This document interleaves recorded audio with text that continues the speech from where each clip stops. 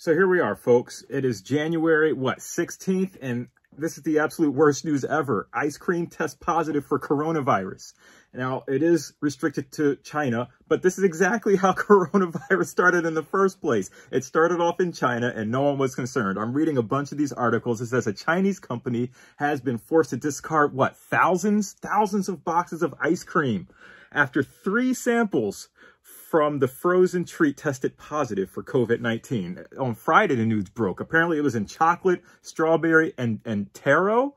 What is taro? I don't even know what taro is. Is that a flavor? Apparently not vanilla. Is vanilla immune to coronavirus? Is vanilla ice cream immune? Someone help me out there. But it was produced by this company, Tianjin, and don't cite me on this pronunciation, Daqiaodao Food Company, and it was contaminated, man. Like, come on. So apparently the contaminated batches were produced using raw materials. So they had whey powder imported from the Ukraine, milk powder imported from New Zealand.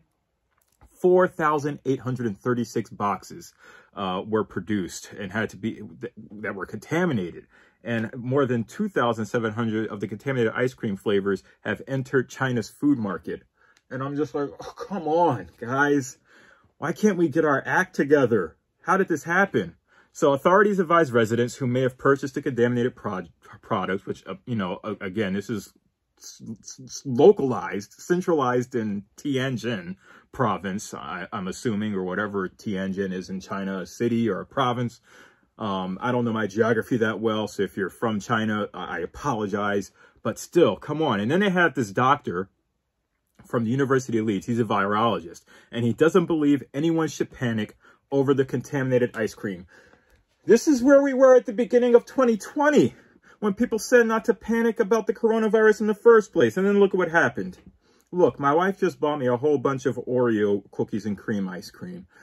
If I eat it, please pray for me, y'all, because I don't know. We got it wrong last year, and I feel like we're going to get it wrong again. It's contaminating our food supply. It's contaminating my favorite icy treat, ice cream. This is not good. While we're talking about coronavirus, we have passed globally 2 million deaths from coronavirus, and apparently people still don't want to take it seriously, as you see all over the news. A bunch of people, mainly Karens and people that just don't want to wear a mask, whether it be in public, whether it be, during insurrections and riots, whether it just be getting a coffee from a store. People don't want to wear a mask. They don't want to take it seriously. And then you have the vaccine rollouts, and I'm surprised with the vaccine rollouts.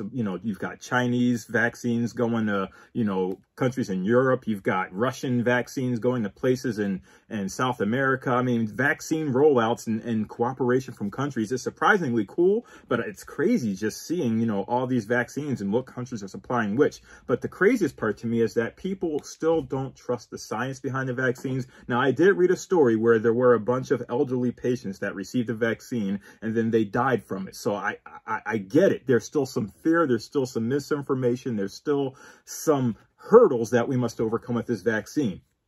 But it is interesting to see. I found a CTV News article that did say 7 in 10 Canadians support barring unvaccinated people from businesses. So that's interesting. And this was like a December 2020 survey that was conducted by Nanos for CTV.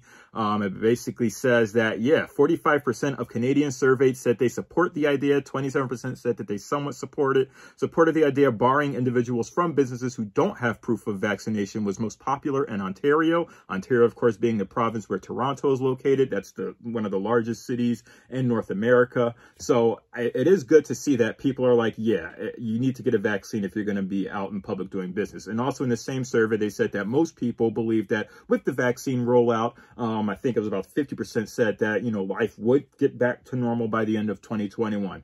Hopefully it does. Hopefully people will get over the fear of a vaccine. They'll trust the science, even though sometimes the science can be hard to trust when people get things wrong and say, oh, it's going to be okay. Don't worry about the coronavirus vaccine. And then you have politicians and it just gets really murky. But I would love to know what you all think. Do you think that people should be barred from conducting business or going out in public with, if they don't have a vaccine, that we need to be able to check that people do have a vaccine? Do they need to have like a cell phone that's green, that glows green or something to show that they have gotten a vaccine and that they're clear?